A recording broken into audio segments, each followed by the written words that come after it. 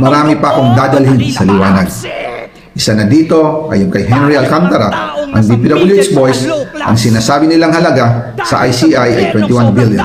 Hindi po totoo yan. Ang totoong numero ay 56 billion pesos. At yung pong halaga na yan ay kay Pangulong Bongbong Marcos at Martin Romualdez na puntalhan. March 2025 pa lang, si Speaker ay nagpaparinig na sa akin sa aming meeting that he will shoot me if I will talk. At pagkatapos niyang sabihin sa akin in a phone call na don't come home, he will take care of you, tumawag ulit si Speaker Martin at sinabihan niya ako na pag umuwi ako will be dangerous. Kasi they might hire someone to do a rub out on me or hire the police to kill me while in jail. Una pa lang ito sa mga gusto kong ibunyag.